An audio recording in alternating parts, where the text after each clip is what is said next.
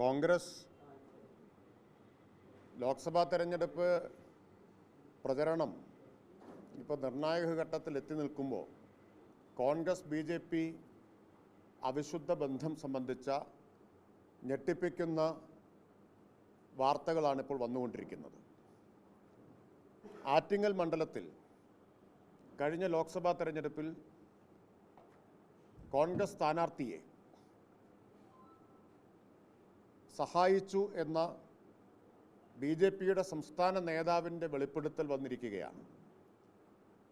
വെറുതെ സഹായിച്ചു എന്ന് മാത്രമല്ല അദ്ദേഹം പറയുന്നത്, എങ്ങനെയെല്ലാം സഹായിച്ചു എന്നതിൻ്റെ വിശദാംശങ്ങളും അദ്ദേഹം പറയുന്നതിൻ്റെ വീഡിയോ ഇപ്പോൾ ഒരു ടെലിവിഷൻ ചാനൽ പുറത്തുവിട്ടിട്ടുണ്ട്.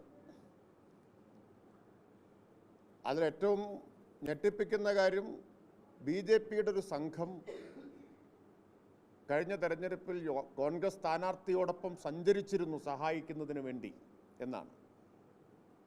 ഏതറ്റം വരെ പോയിരിക്കുന്നു കോൺഗ്രസ് BJP അവിശുദ്ധ കൂട്ടുകെട്ട് എന്നതിൻ്റെ തെളിവാണത്. എന്തുകൊണ്ടാണ് BJP കോൺഗ്രസ് സ്ഥാനാർത്ഥികളെ വിജയിപ്പിക്കാൻ വേണ്ടി പ്രത്യക്ഷത്തിൽ രംഗത്ത് വരുന്നത്? നേരിട്ട് കോൺഗ്രസ് സ്ഥാനാർത്ഥികളുടെ വിജയം ഉറപ്പുവരുത്താൻ BJP രംഗത്ത് വരുന്നതിൻ്റെ കാരണം എന്താണ്? കേരളത്തിൽ എന്തായാലും BJPക്ക് സീറ്റ് കിട്ടില്ല എന്നുള്ളത് അവർക്ക് ഉറപ്പാണ്. അപ്പോൾ വളഞ്ഞ വഴിയിൽ BJPക്ക് സീറ്റ് ഉണ്ടാക്കാൻ വേണ്ടിയാണ് കോൺഗ്രസ് സ്ഥാനാർത്ഥികളുടെ വിജയത്തിന് പരിശ്രമിക്കുന്നത്. അതാണ് പ്രധാനമന്ത്രി കേരളത്തിൽ വന്ന് ആവർത്തിച്ച് പറയുന്നത്. കേരളത്തിൽ BJPക്ക് 2 അക്ക സീറ്റ് കിട്ടും എന്നാണ് അദ്ദേഹം പറഞ്ഞത്, ജയിക്കുമെന്നല്ല. വളരെ കരുതലോടെയാണ് ആ വാക്ക് ഉപയോഗിച്ചിട്ടുള്ളത്.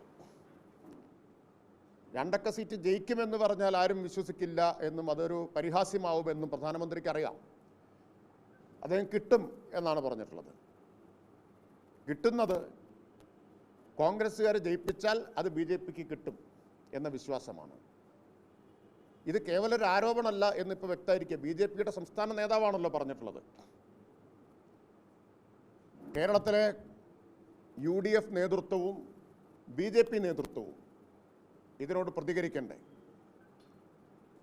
എന്ത് തരത്തിലുള്ള ഒത്തുകളിയാണ് കോൺഗ്രസും BJPയും തമ്മിൽ നടക്കുന്നത് എന്നാണ് നമ്മൾ കാണുന്നത്.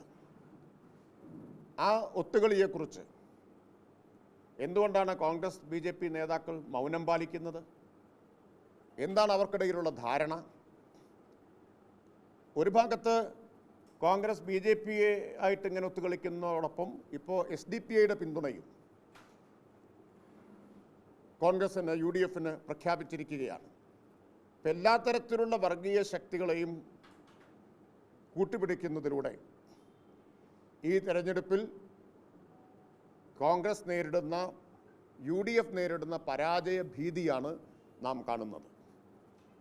ആ പരാജയ ഭീതി കൊണ്ട് അങ്ങേയറ്റം ഡെസ്പറേറ്റായിട്ടുള്ള നീക്കങ്ങളാണ് ഇപ്പോൾ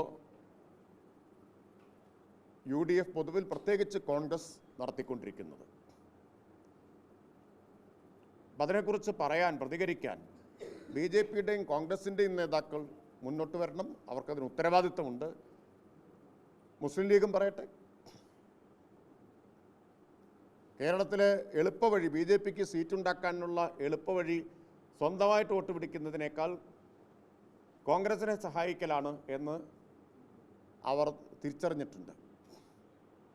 കാരണം നാളെ തങ്ങൾക്ക് കിട്ടാനുള്ളതാണിത്. കോൺഗ്രസ് ജയിച്ചാലും തങ്ങൾക്ക് വരുമെന്ന് ഉറപ്പായിരിക്കണം അതിൻ്റെ കാരണം.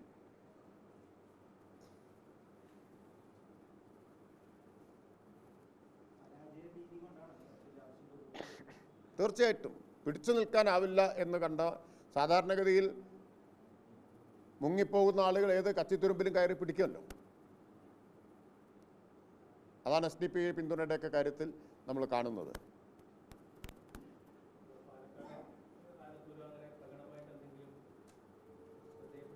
അല്ല, ഇപ്പോൾ വന്ന വിവരം കാണിക്കുന്നത് എന്താണ്?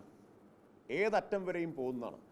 അതിൽ എവിടെയെല്ലാം ഉണ്ട് എന്ന കാര്യം ഇനി വ്യക്തമാവേണ്ടിയിരിക്കുന്നു.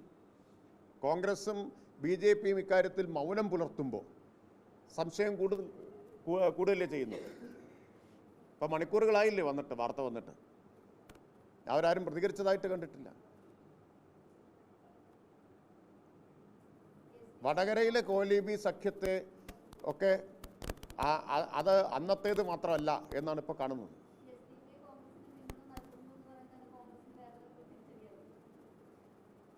അത് കോൺഗ്രസ് അല്ലേ അതിന് ഞങ്ങൾക്ക് പിന്തുണ വേണ്ട എന്ന് പറഞ്ഞത്. വേണ്ടെന്ന് പറഞ്ഞിട്ടില്ലല്ലോ, പറഞ്ഞിട്ടില്ലല്ലോ.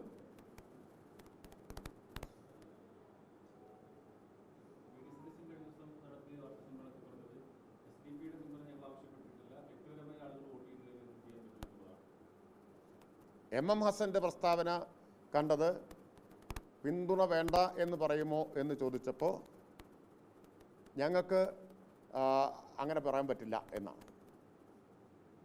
ആലോചിച്ചിട്ട് പറയാമെന്നാണ് രാമക്ഷേത്ര ഉദ്ഘാടനത്തിന് വിളിച്ചപ്പോഴും പറഞ്ഞത്.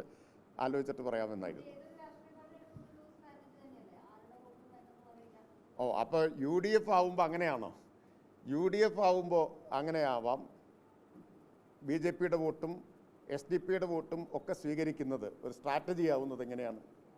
അതിന് അവസരവാദം എന്നാണ് പറയുക.